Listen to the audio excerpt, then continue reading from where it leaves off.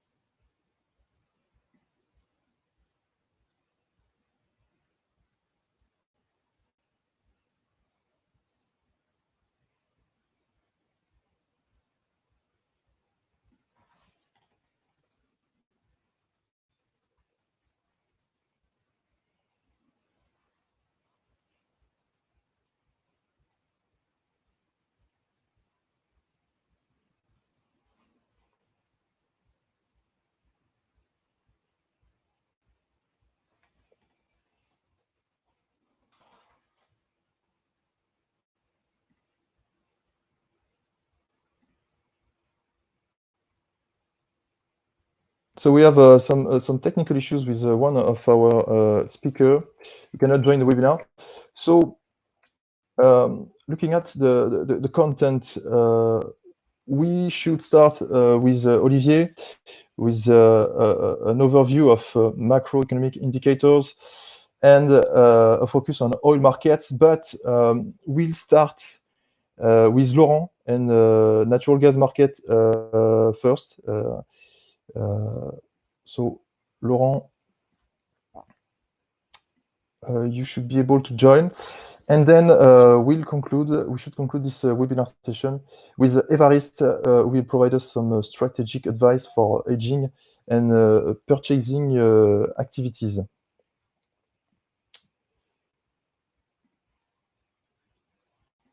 So Laurent, are you there? We'll start with the gas analysis, but yes, Laurent. Just before we start, please note that this is an interactive session. So we encourage you to participate in our discussion by submitting a question at any point during this webinar using the chat module. So you just have to click on the interrogation point to ask a question to our experts. And we'll select 2 or 3 questions at the end of each speaker's presentation. And note that slides and the replay video of this webinar will be available by tomorrow on Energy Scan. So Laurent, the floor is yours for the natural gas oversupply. Okay. Yeah. So I took the last slide of the last presentation. So just to have a starting point. So I cannot see the slide, and I don't see if you see it, Julien. Yes, you should see the slide. Okay. So maybe I can try to open it differently. Sorry for this technical issue.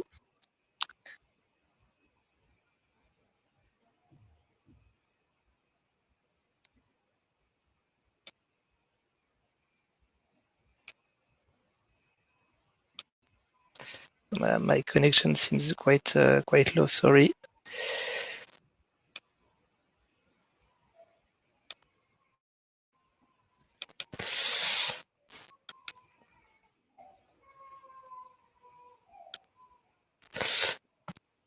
Okay.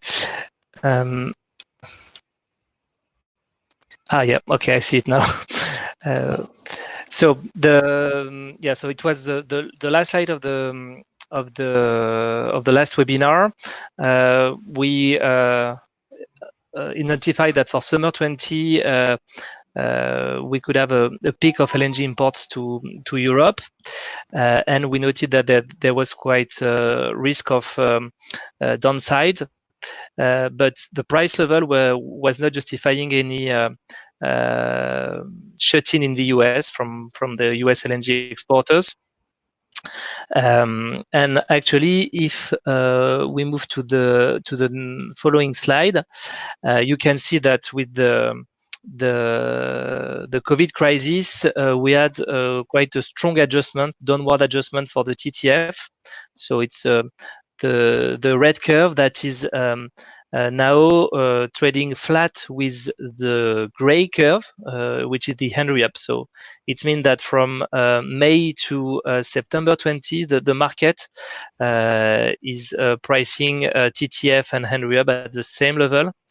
And the implications are quite strong in terms of supply, because it means that for people who can take LNG from the US, they are not in the money to sell it neither on the TTF nor in Asia, because JKM is trading very close as well to Henry Hub. So this I will come back later on this section.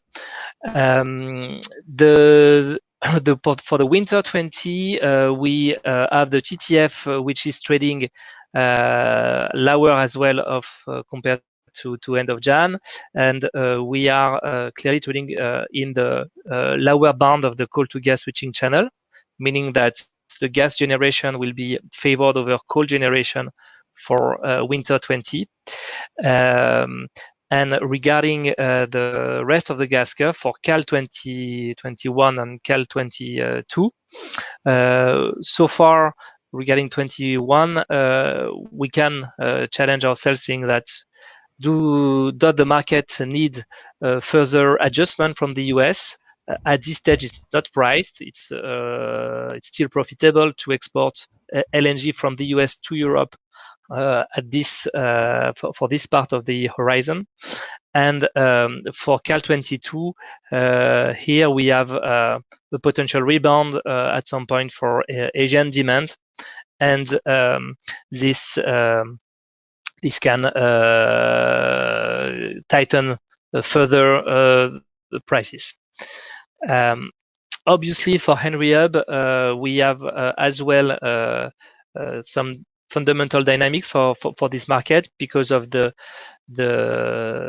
potential cut and the impact of the cut in the oil production will have an impact on the associated natural gas level, which should be reduced, and this can tighten further the Henry Hub. But on the other hand, if they cannot export LNG because of low price level elsewhere in the world, you could have quite of a balance between the bullish pressure by the lack of and the reduction of the production, and the bearish pressure driven by the lack of exports, and obviously the impact of the COVID-19 on demand.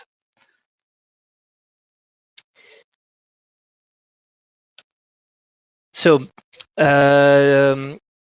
just to speak a bit about the demand. So you can see that we had something very special in Q1 before the impact of the outbreak. We had very warm weather condition. Actually, January was warm, February was very warm, and March was mild, let's say. So this has reduced the level of demand for the heating sector. And you can see on the chart that you have for CWE, so Germany, France, Belgium, and the Netherlands, and UK, you were the consumption stood at a very low level, record low level compared to the history. And then comes the COVID-19 and the impact of the lockdown on the whole economy that started to really reduce demand by mid-March.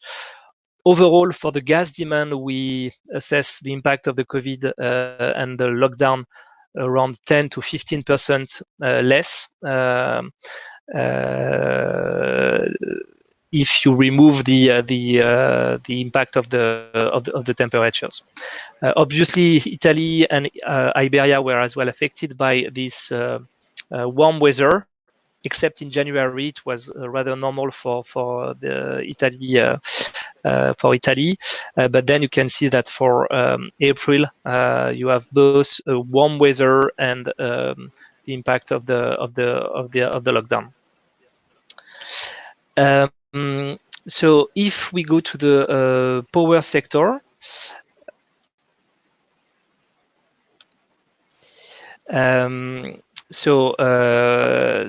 you have, let's say, two kind of contradiction. First, the price of gas compared to coal was very favorable for gas generation over coal.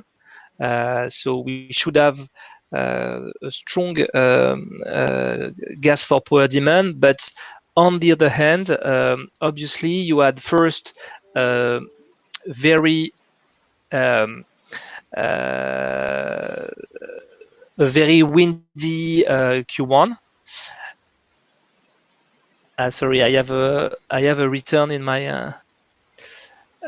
Okay. So yeah, I hope that it's good. Yeah. So I was talking about the power, the demand for the power sector, which was affected by a very good level of renewable generation.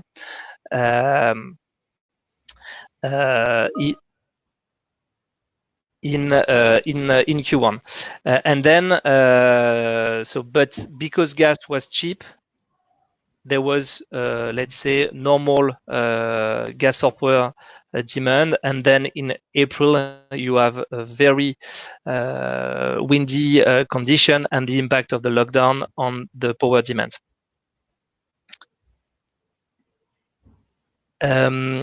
If I go on the following slide.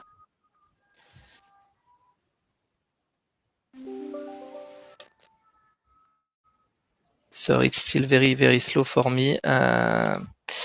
So I just want to add a word on the LNG market for Q1.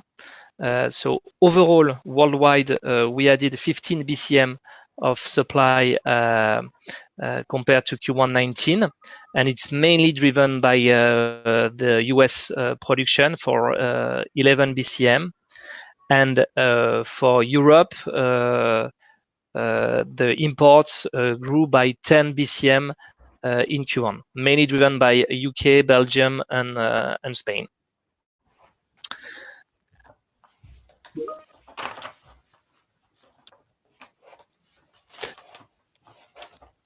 So if we go on the slides on the European balance, and if you look at the other part of the balance than LNG, the reaction of the local producers and the pipe exporters was, let's say, limited in Q1. If you look at Norway, they exported 28.7 BCM, which is a bit below the historical average. Let's say that one of their flexible assets, like Osberg, was not used because especially the NBP price was very, very low.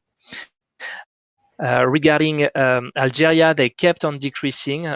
They were plagued by the oil index formula, but obviously with the drop in oil prices, those contracts may be much more in the money by the end of the year. So we should see a rebound in those imports from Algeria.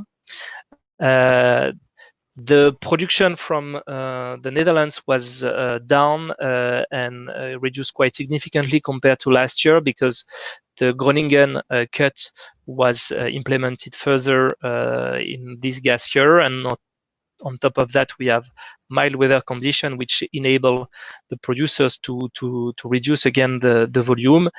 And regarding Russia, we've got a deep cut compared to last Q1, but it's mainly driven by the lower level of capacity booked on the Ukraine transit export. If not, it seemed that Russia had maximized its options to Europe in Q1. So we have, let's say, a limited reaction from producers in Q1. So if you can see the slide with storages, you will observe that the level of gas in European storages reached a new record high at the end of March. The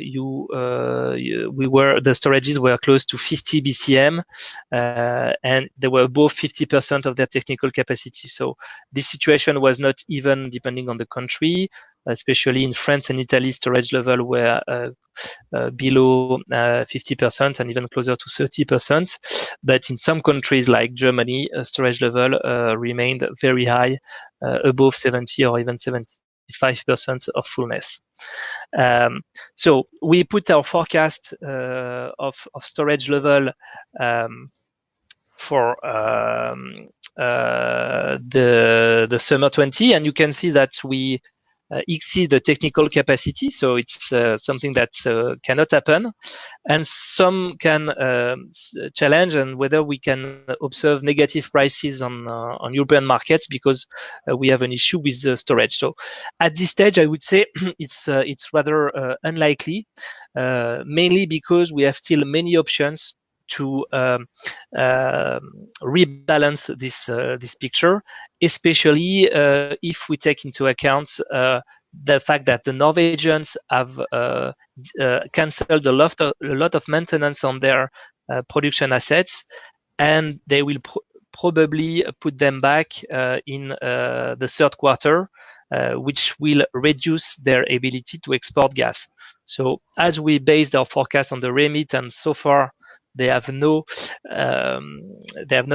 updated the remits for Q3. We have this situation, and the second lever for the markets is the US LNG export. So we've seen that they have started to reduce their offtake with a lot of cancellation. I will come back on it later, and we will have as well the Russian export. So for the those two categories, I will explain you what is at stake in the following slides. So regarding Russian LNG and US LNG, you have just a news that popped up last week that around 20 US LNG cargoes were cancelled for June loading. So as I show you in the first slide, you can see that the TTF is trading flat with Henry Hub. So there is no incentive for many off-takers to take those US LNG. And they decided to not to take those boats. And we can think that the producers will not produce those LNG because there is no incentive. So, and on for summer 20, you have as well the story around Russia, because a part of its transit capacity has to be renewed by May the 17th. So it's a transit capacity through Poland, through the Yamal Europe line, And at this stage, Gazprom has not yet booked any capacity. So we have several scenarios where you can have a decrease in the Russian exports over the summer.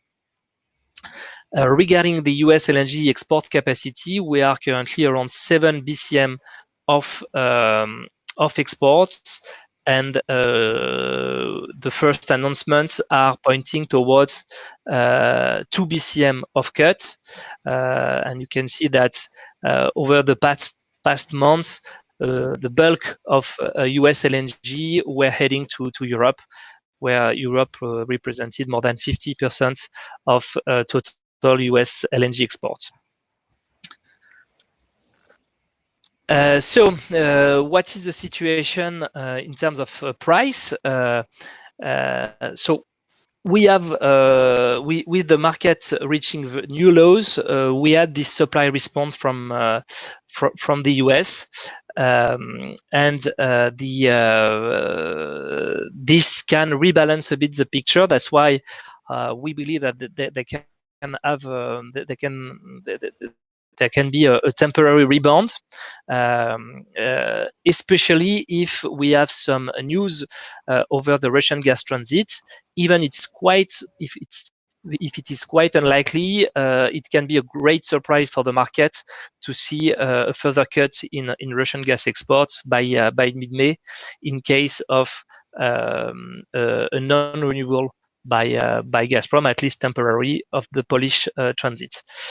Then I still put a red arrow and a risk of further downside by the end of the summer, because even if we manage not to exceed the storage capacity, we will remain in a situation where storages are quite full and the system has less flexibility.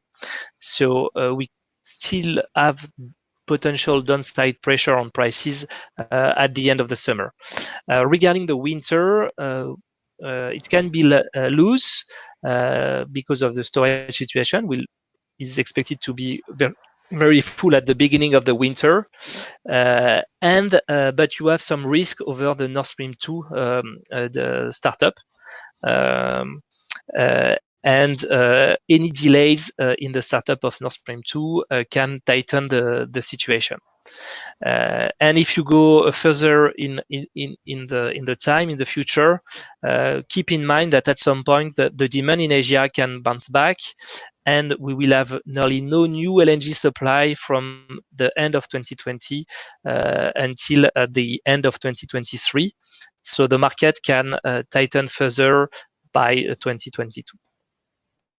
That's it for me. I hope that you hear me well. And Julien, if you can take over. Thank you, Laurent. For me, there was no problem about the sound. So I remind to all participants that you can ask questions directly on the chat module. So I see that we have some questions for you, Laurent. I will put it in the screen. So Laurent, do you see the question?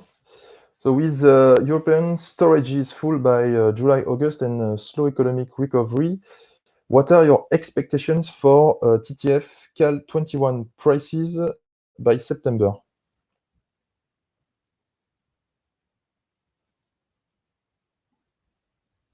Laurent?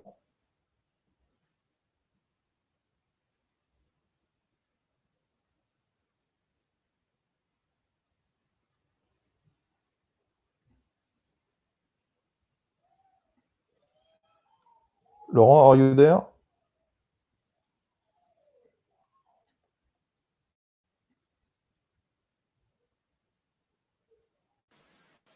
Okay, Laurent, we can't hear you.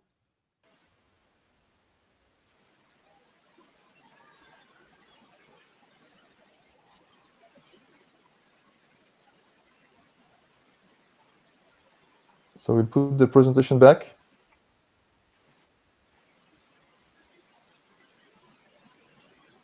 Laurent? Okay, so we can't hear Laurent anymore. So sorry, we'll take all these questions back to the end of the presentation. I'm really sorry for this technical technical issues. So Olivier is here with us.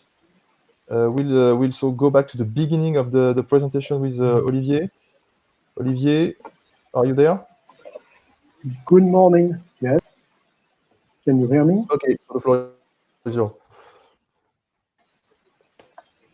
Okay. Thank you, Julien. I'm sorry again for having missed the beginning of this webinar. So we are back to the first slide now about the macroeconomic situation.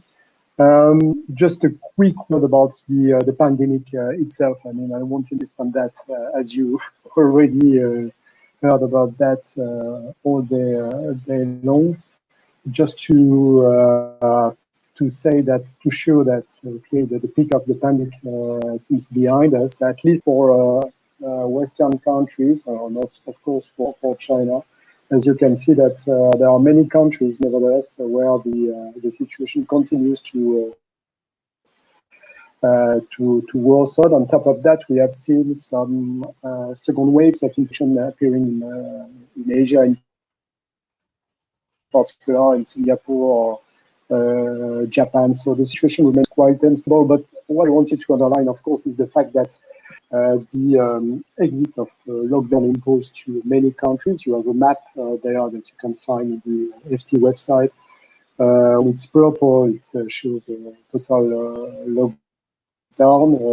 Red, it's a bit less strict, and there are some orange showing, for example, Sweden that has not applied any lockdown. But the story right now is clearly to look at this exit from London, and we had a speech by the Prime Minister in France yesterday about that. So about the economic impact of this pandemic. We had a sequence that started in China, of course, where appeared the virus with a push in activity in February. Activity restarted in March, but the Chinese GDP was nevertheless down by 6.8% year-on-year in Q1, while in Q4 it was up by 6% year-on-year. So imagine the shock, the intensity of the shock. Then European and the US were hit by lockdown measures mid-March, so mid-March, a bit later for the US, or for some part of the US, New York in particular. We have seen a sharp rise in unemployment everywhere, but each week you can follow the evolution of unemployment in the US, and over the last 5 weeks, we have seen 26 million people asking for unemployment benefit. So that is to say, much above what we had seen during the great financial crisis in 2008, 2009. The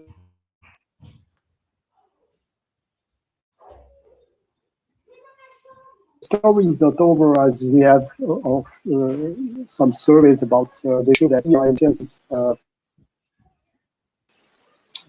really crashed, especially in Europe, to a incredibly low level, reflecting the collapse of activity. If you want to have a rough estimate given by several institutes like INSEE or IMF or this kind of institutes, 2 weeks of lockdown cost between 1.5 points of annual GDP. So that means 2 months down.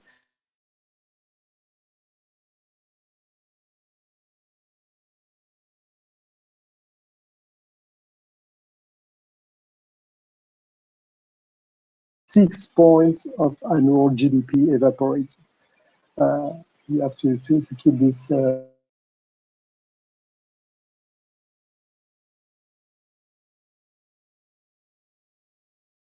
Olivier, yeah, the sound quality is really bad. Can you hear us? We have a lot of difficulties to hear you.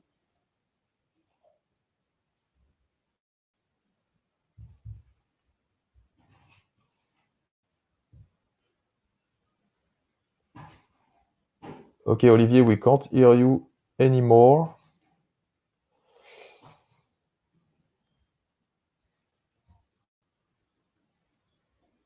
Okay.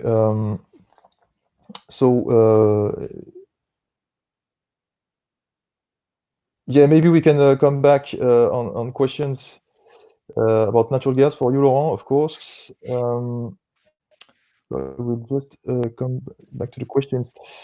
So yeah, I will just change the screen so you should see the questions from the chat. With the open storages full by July, August, and slow economic recovery, what are your expectations, Laurent, for TTF Cal 21 prices by September? Yeah, so actually, I think that the storage will not be full by July and August. In the current forecast, it seems that there will be, but I expect a supply response and at some point less imports into Europe, which will clearly slow down the pace of injections. So the full storage situation will probably be reached by end of September or end of October.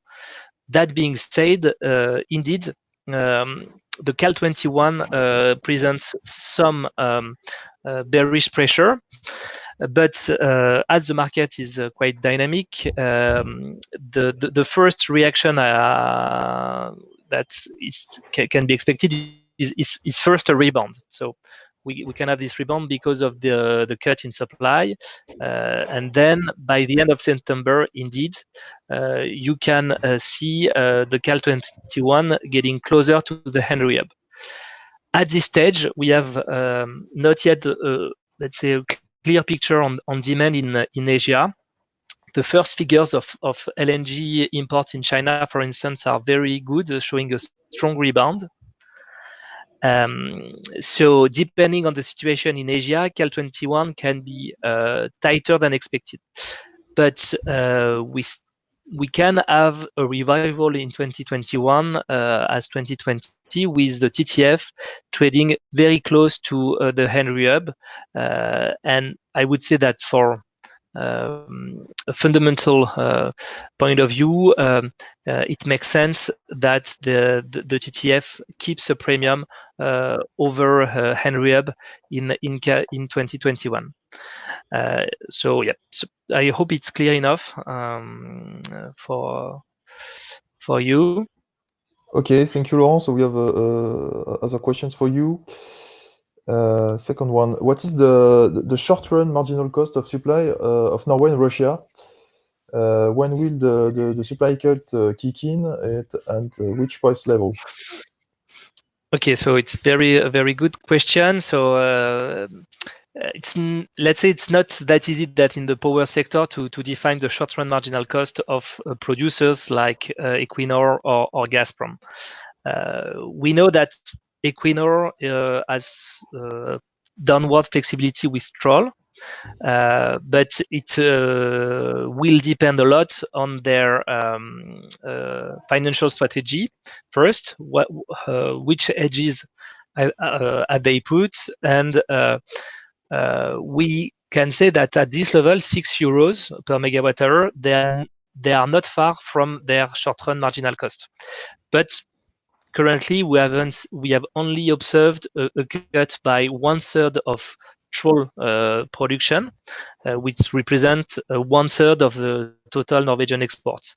So let's say that so far it's quite limited, and the rest of the Norwegian production is rather associated gas with oil, and it's hard to see a strong reduction on top of the Troll action. And for Russia, it's mainly made of tax, actually, the short-run marginal cost, because they have to pay the export duty and the mineral extraction tax.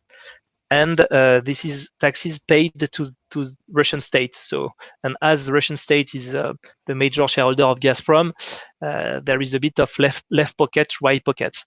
And if you take as well the route, you can say that the transportation cost is a sunk cost because Gazprom has already paid and invested in many pipes, and the short-term short-run marginal cost is very low. So I don't think that you can put a number and says below this number you will have a cut. I think that BNF, for instance, mentioned 4.5 euro per megawatt-hour for the Russian short-term marginal cost. I think it's a very complex topic, and it's rather a situation where you have to follow and monitor closely what happened on the physical side, and it's not necessarily because you will reach 5 or 4.5 or 6 euro then you will see a cut. But we are definitely in a situation where you could have an action from producers.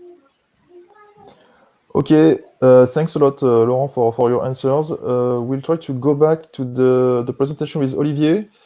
Olivier, are you there? Yes, I can hear you perfectly. So on my we can side. resume your I don't know if presentation. Sorry for this technical issue. So it's okay, you can hear me?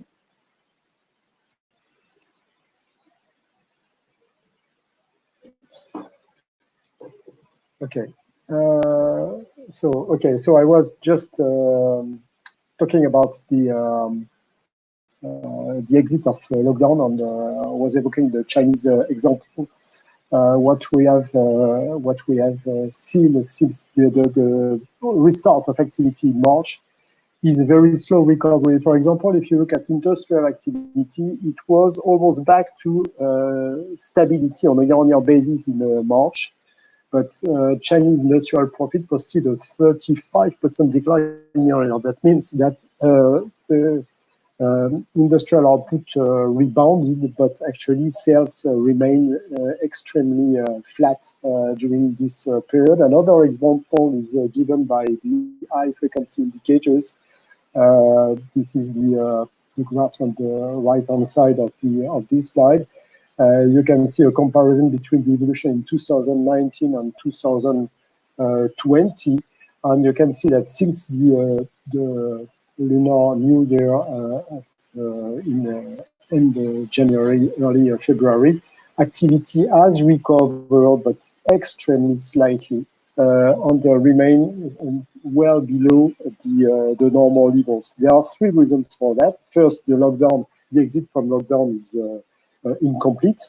There are still many problems. Second thing, of course, there is the foreign threat for the coronavirus that limits travel, for example. And the third explanation is that confidence remains very low, and you can see that on many indicators showing that people stay at home when they don't go to work or over the weekend, for example. Although we have seen very recently some improvement, for example, in the car traffic in the main cities of China. So that means it is probably going to be the case everywhere, and that the recovery will be extremely slow, even if officially lockdown has come to an end.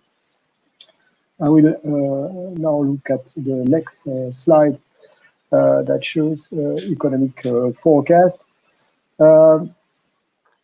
You can see this incredible number. The IMF has cut its forecast to -3 for 2020. Our own forecast had been revised to -1.9. Sorry. I think that we will, of course, revise downwards our forecast again, but we wait for the Q1 GDP numbers that will be released very soon. What is important to mention is that in the IMF scenario, the IMF expects for 2021 a recovery of more than 5% for global GDP growth, but that would leave, nevertheless, the level of GDP lower than the previous trajectory before the crisis by the equivalent of the Japanese and the German economies combined. A big hole, actually. And what is important to have in mind also is that this scenario of recovery is based on the idea that activity starts rebounding as soon as Q3. And we have seen that probably it's a bit too optimistic in particular because travel restrictions will remain extremely strong during this period. Anyway, that means there is no V-shaped recovery on the I would say the U could last a bit longer than expected.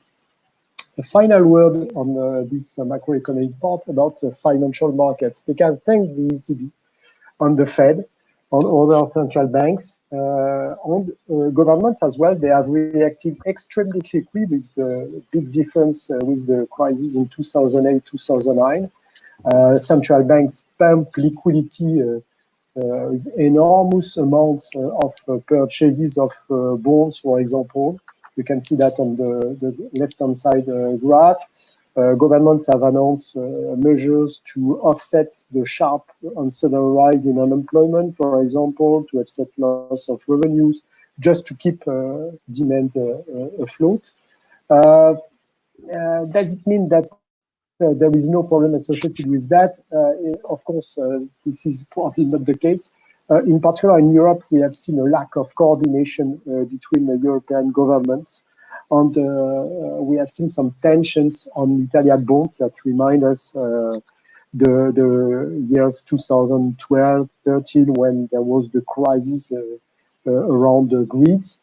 The idea, of course, is that Italy will see with this crisis, one of the main impacted countries during the crisis, will see its debt level increasing to levels probably above 150, 160% of GDP.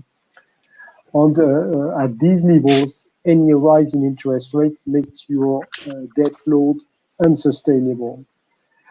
If other European countries don't show solidarity, we are running towards a catastrophic situation.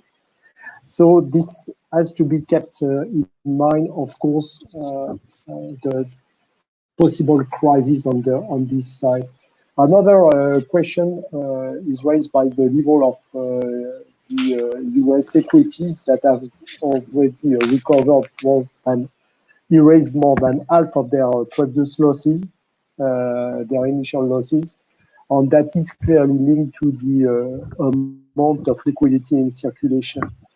And that, of course, fuels questions about the sustainability of all this. We have seen financial risks increasing with the level of debt. That's absolutely certain. As far as the euro dollar is concerned, few movements actually. And the dollar has been really a proxy of risk appetite on a risk aversion of markets, as it is seen as a safe haven currency. And so the euro dollar has fallen. But is rather stable around 108. I think a deterioration in Europe, especially on the political side, could bring it lower. Why did the situation improve? Of course, you will see the euro dollar rebounded towards at least its previous level above 110. I don't know if we take in some questions at this stage, or if I move to the oil part. You can go directly to the oil part. We'll take questions at the end of your presentation. Okay. Let's enjoy the good technical conditions for now. Okay, so now the oil part. Just a quick reminder of what happened on oil prices. I won't insist on what happened in 2019. That seems already very old, actually. It was more questions of trade issues, geopolitical tensions, etc. And the prices were evolving at that time, when prices around $60 to $70 per barrel. The situations that completely changed in 2020 with a crash in prices. Brent prices now closer to $20 per barrel. That is, of course, completely linked to the COVID-19 crisis and the crash in demand that has been associated with this crisis. But the situation has been worsened by the price war launched by Saudi Arabia at the start of the month of March. That has probably at least delayed by 2 months the response of oil producers to the fall in demand. On the price for this right now. We'll see how. So first slide about this extreme variation in oil prices we have seen recently, and especially on the WTI, the US benchmark for oil contracts. We have seen the May contract expiring in negative territory for prices, close to minus $40 per barrel, reflecting mainly the fact that the storage capacity in the US were nearly full. Also some specificity, if you compare, for example, the TI and the Brent, the fact that the delivery can be physical in the US, when it's not the case for the Brent contract. But more fundamentally, that reflects the sudden imbalance between oil supply and demand. The prospect of negative oil prices had been evoked several weeks ago at the start of the crisis, when the possibility that oil producer would be ready to pay for seeing their oil purchase or not being obliged to stop the production that is extremely costly, or it can be also definitive. So that reflects really this sharp imbalance between sudden imbalance between oil and between offer and demand, on the fact that storage capacity are nearly over. That is not only the case in the US. You have a table that one put in the last monthly about available crude oil storage capacity. That was early April. The orders of magnitude, I think about the capacity storage levels for the US on the world in general, or around 1 to 2 months, probably much shorter in the US, with more technical constraints. But so that leaves probably downward pressures very strong in the short term for prompt prices on oil contracts.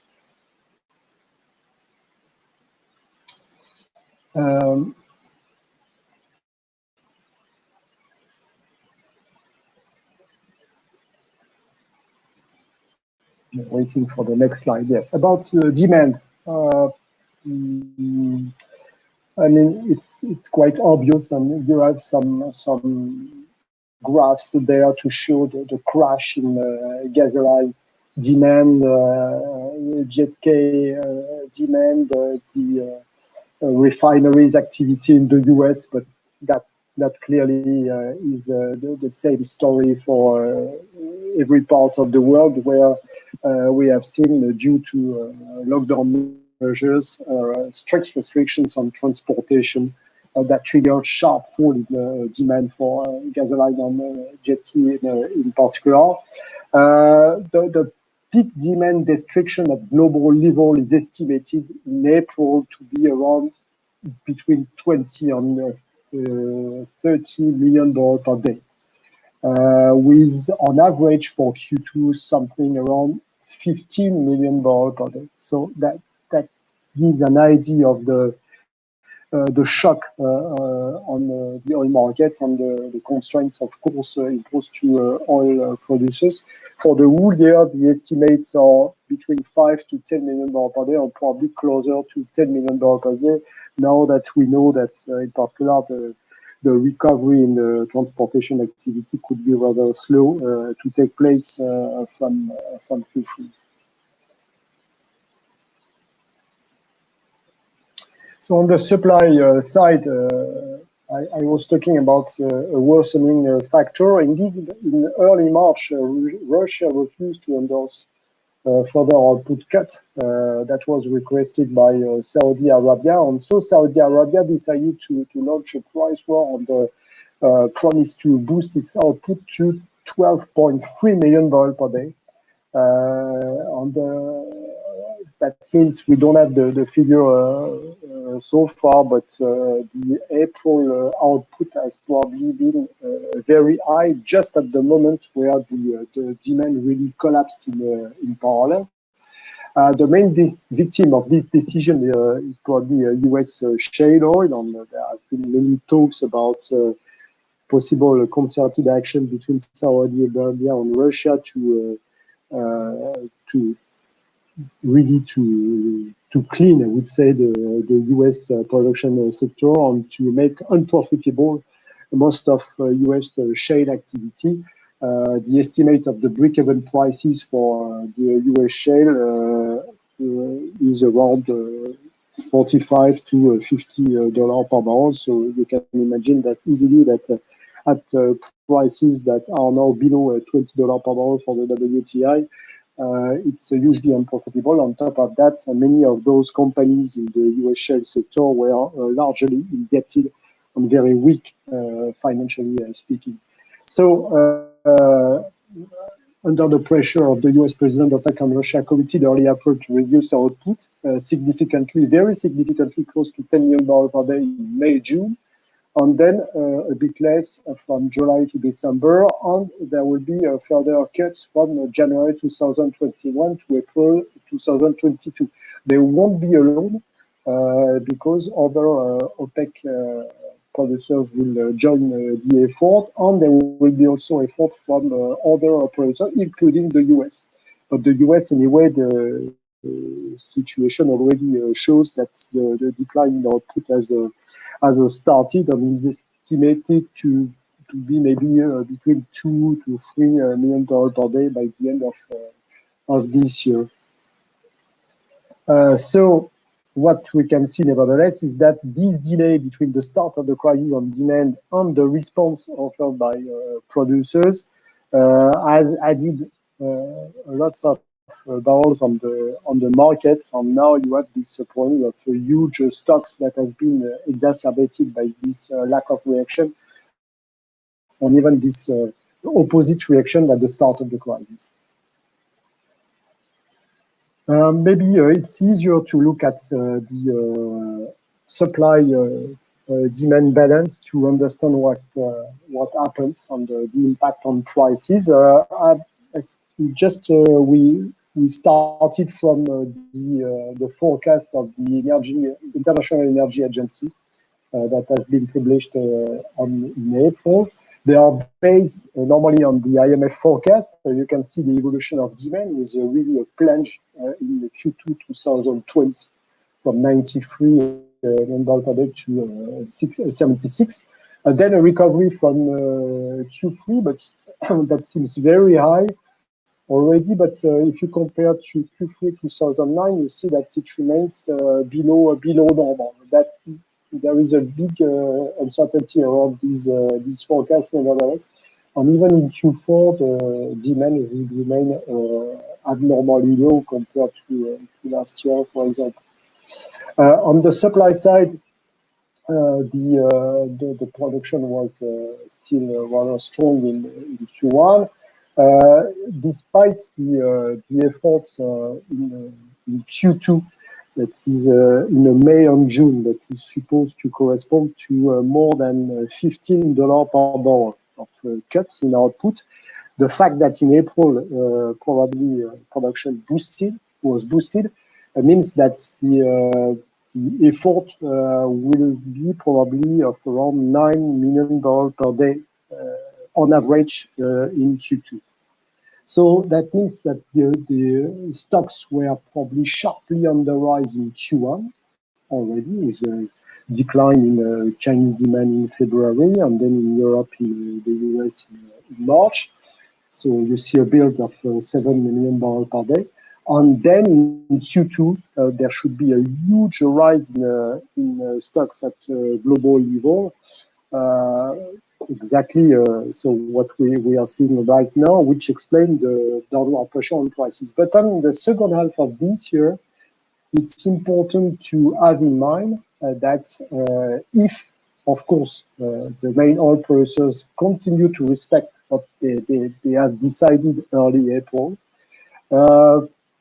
I think that we'll see a sharp contraction in inventories during the second part of the year. And that could, of course, fuel a significant rebound in prices. So the situation is a bit strange because on the one hand, you have still very strong risk of fall in prices in the short term due to this lack of capacity storage. And then you can see quite a significant rebound in prices that you can envisage, for example, prices, the Brent prices to be above $40 per barrel by the end of the year, with, of course, big uncertainty around the strength of demand, whether oil producers respect their promises to cut output, etc. But this is something it's important to have in mind because just right now you only see downward pressure on prices while they should rebound in the second part of it. Yeah, I'm done, and maybe can take some questions about the macro on oil.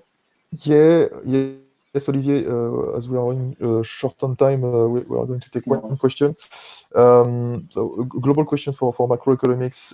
What are the risks surrounding this massive increase in global liquidity and public debts?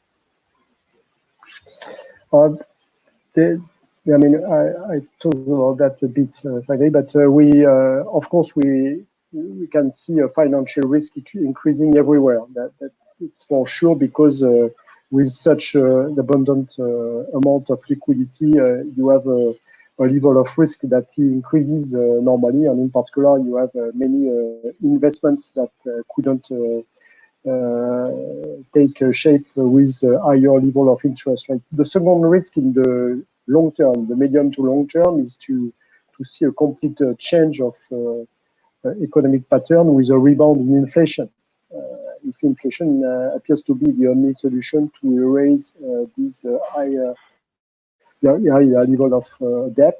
The third thing on top of the specific problem of the euro area, the third thing that I would add is probably maybe a rebalancing of power between China and the Western world because the debt in the Western countries has not ceased to increase. On that could be paid by a decline in the value of the currency of the dollar or the euro. Okay, thank you, Olivier. We'll go directly to Évariste presentation to respect the timing. So, Évariste, are you there? Okay, I'm here. Can you hear me? Okay, so the floor is yours. So let's start this section about the hedging strategy. From Laurent analysis, you understand that there are some potential downside risk for the summer, particularly given the storage levels. But at the same time, there are also some upside risk because you cannot exclude supply response. So in this context, how can you act, in fact? So here we try to do it for the TTF Cal 21 contract. The question being, should you fix now or should you keep a floating position? The reasons to fix, you know them, prices are close to their historical lows. They are even below the level given by linear hedging, meaning the average since the start of the year. But there are reasons also to continue to remain floating, as spot prices are still bearish and they are much lower than forward prices. according to our price projection methodology, TTF Cal 21 prices could drop to around 11 at the end of December 2020, at the end of this year. This methodology, you have it on the graph we show here. So this is the price path for TTF Cal 21. So we compute a max and a minimum, and using market volatility and trend. And with this methodology, you saw that prices, they drop significantly from mid-March, departing from what we estimate to be the mean, just because of the lockdown measure. Now they are stabilizing, and they are trying to rebound a little bit to come back to that level. We believe in this methodology, and we believe it could be useful for you as well to have it in mind. But at the end of the day, the decision will be yours. So it's up to you to find the right balance of risk. Is the downside potential, this is a question, no? Is the downside potential above the upside potential? Meaning that if you take the current price minus what you estimate to be the minimum could be the 11 we talk about. It could be as well the 6 being the spot level. Is this downside potential above the bullish price minus the current price? I don't know what is the bullish price. It's up to you as well to make your assessment. But at the end, you should have to balance this position, knowing that maybe the 6 level will be difficult to achieve. The 6 level, the spot level, will be difficult to achieve on a forward basis. If you move now to next slide. Here you can assume that when you talk about the 1-year average, it can be considered as the best estimate for the value of a year ahead contract.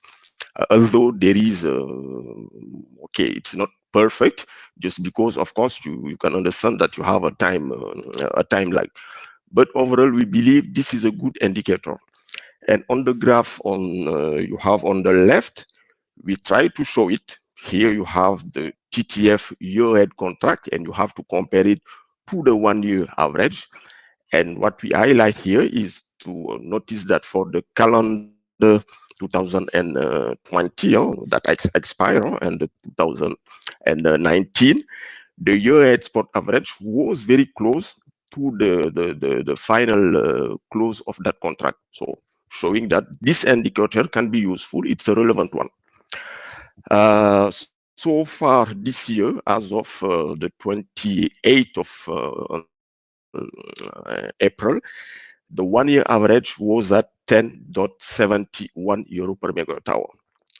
But you can move a little bit forward. If you take the estimate 1-year average at the end of this year, we will be, because we can use the forward price, will be at around 8.46. On the graph on the right, you can see that this indicator, this is the 1-year average, and if you take it end of December, you have the 8.46 I'm talking about.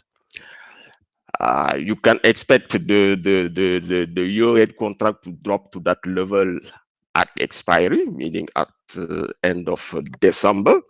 But for this to happen, the downward trend in spot prices must continue and spread to forward prices, in particular to winter prices, because when you look at that curve on the right, that graph on the right, you see clearly that winter prices are above the average. So for the calendar contract 21 to drop to this level, those winter prices should have to drop. So let's move now to the next one. So we talk about the 1-year average, but you can understand that the 1-year average is a combination of shorter averages, in particular of the 20-day average, which we consider to be a relevant average to monitor market movements. So we use here the 20-day average for the comparison between months ahead and day ahead prices.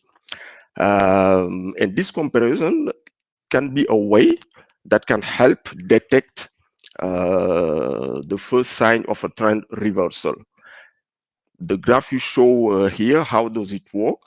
For each months ahead contract, the first one here being the January contract, we can compute the high and the low for that contract when the contract is first nearby, meaning just 1 month before delivery. You compute the high and the low, and then you have also at the end the blue curve, which is the last price of the contract.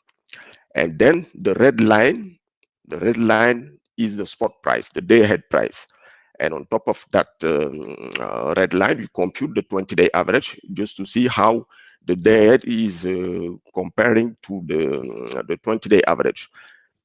When the day ahead is below, just mean that the trend is still bearish, which was the case if you look at clearly for the January and the Feb contract.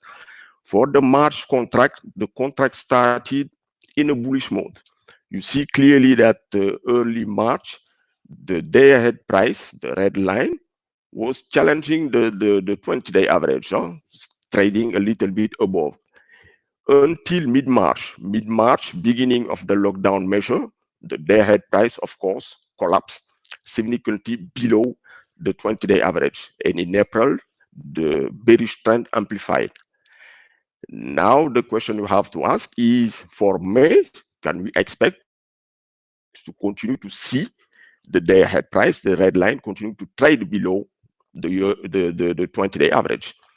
Knowing that this can help you have an estimate of how your year-ahead average will also behave.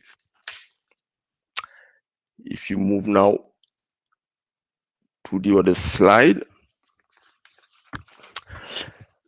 here we just tell you that whatever your decision, either you decide to fix or to remain floating, we can help you. We can help you manage also the market volatility. Here, the graph is just to tell you that if you take the example of the TTF Cal 21, the market can be very volatile on an intraday basis.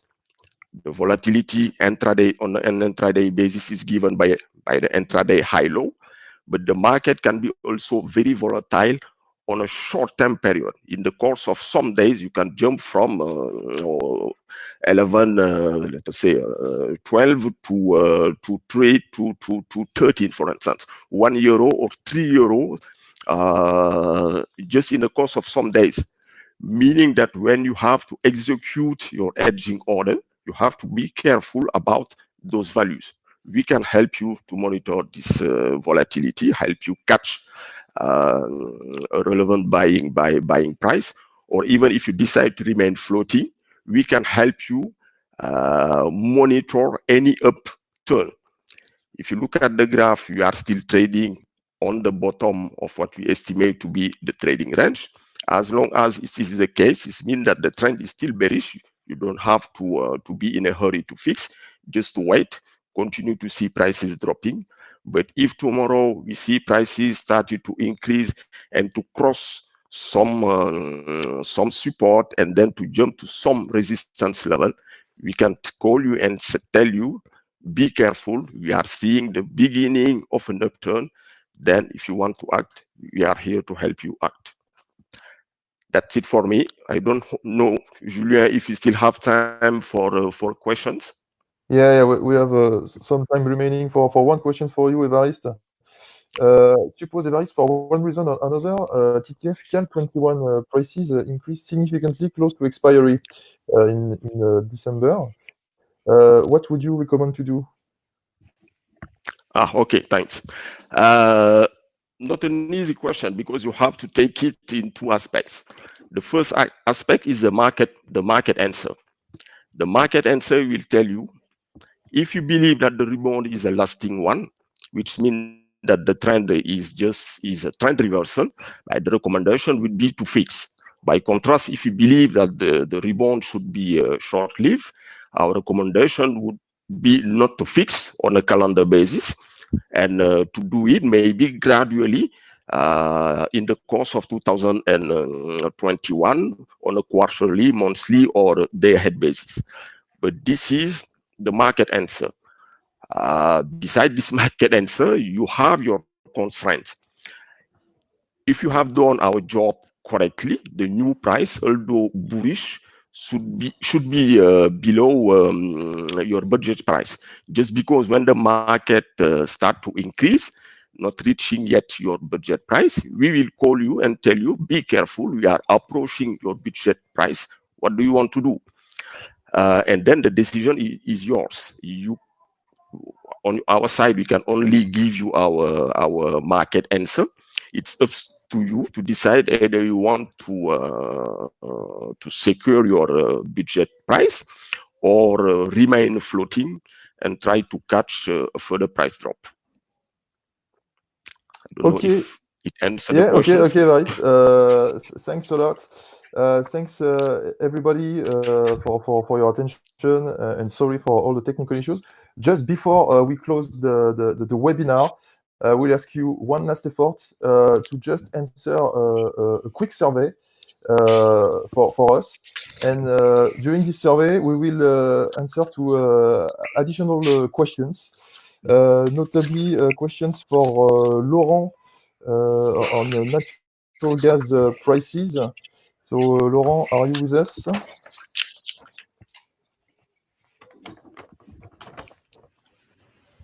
Laurent? Do you hear me? Yeah, we can hear you. Yeah, we have additional questions for you from the chat. So, what price impact do you see from the US oil supply cut on Henry Hub gas prices for 2021 and onwards? Okay, so that's a very good question, and it's one of the key of understanding what are the future dynamics of the world gas markets. So we expect the natural gas production the U.S. natural gas production to be reduced because of the cuts in oil production. To which extent would be the good question. So actually, let's say that if they cut by more than 10%. The U.S. natural gas production in volume. This, even with a reduction in exports through LNG, this can tighten the picture in the U.S.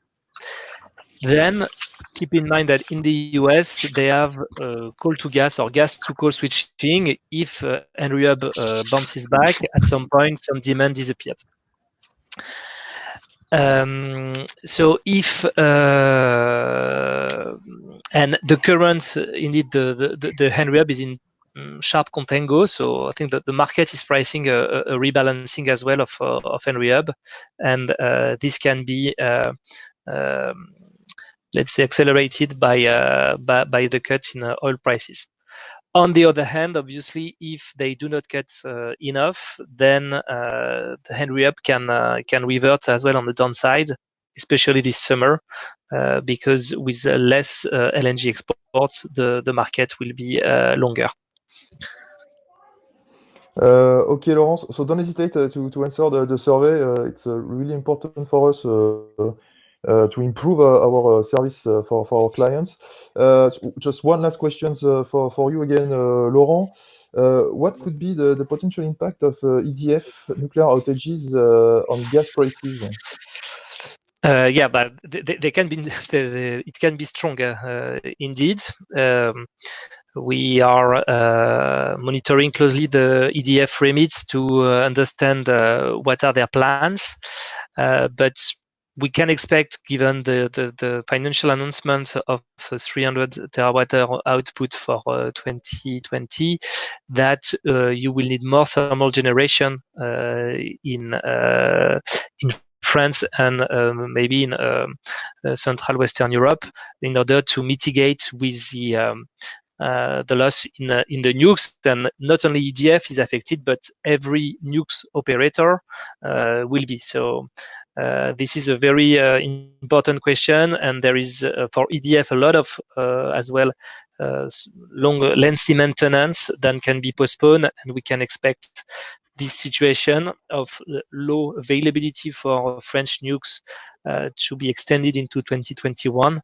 and this can bring some support for the gas for power sector, and more gas will be consumed by power plants. Okay, Laurent, thanks again. So as a reminder, slides and the video of the replay will be available on the EnergyScan platform by tomorrow. So don't hesitate to contact us at energyscan.gem@engie.com if you have any additional question, or if you want to subscribe to our premium offer. So thanks again. We hope to see you soon on EnergyScan, and our next webinar session is planned for July. Goodbye.